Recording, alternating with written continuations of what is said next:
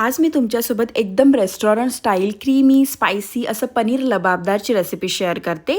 त्यासाठी कढईमध्ये थोडंसं तेल टाकून घेतलं आहे। त्यामध्ये 2 मीडियम साईजचे उभे चिरलेले कांदे सोबत 2 मीडियम साईजचे टोमॅटो पण उभे चिरून टाकून घेतलेले आहे। त्यासोबत 7 ते 8 लसणाच्या पाकळ्या सोबत अर्धा इंच इतका अद्रक टाकून घेतलेला आहे। काही खडे मसाले ॲड करून घ्यायचे। त्यासोबतच 7 ते 8 काजू ॲड केलेले आहे।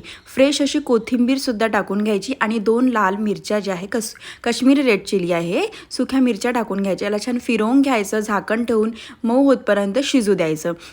हे साईडला काढून घ्यायचं। थंड झालं की मिक्सरला छान फाईन अशी पेस्ट करून घ्यायची। त्याच कढईमध्ये थोडंसं तेल टाकायचं। आपले पनीर क्यूब थोडंसं हळद आणि मीठ लावून अशा प्रकारे टॉस करून घ्यायचे। ते पण साईडला ठेवायचं आणि कढईमध्ये अजून तेल टाकायचं। काही स्पाइसेस ॲड करायचे। त्यासाठी तिखट, हळद, घरगुती गरम मसाला, धने जिरे पावडर आणि सोबतच चवीपुरतं मीठ सुद्धा टाकून घ्यायचं। हे तेलामध्ये छान परतवून घ्यायचं आणि आपण जे ग्रेव्ही मिक्सरला वाटून घेतली होती ते सुद्धा टाकून घ्यायची आणि चांगल्या प्रकारे याला शिजवून घ्यायचं आहे। आणि बारीक चिरलेली या टाईमवर शिमला मिरची ॲड करा, त्याच्याने टेस्ट अजून एनहान्स होतो।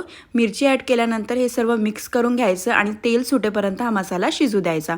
त्यानंतर यामध्ये आपल्याला गरजेनुसार जितकं तुम्हाला ग्रेव्ही पातळ घट्ट हवी तितकं पाणी ॲड करायचं, झाकण ठेवायचं, एक उकळी येऊ द्यायची। त्यानंतर आपण यामध्ये आपले जे पनीर टॉस केले होते ते पनीरसुद्धा यामध्ये ॲड करून घ्यायचे।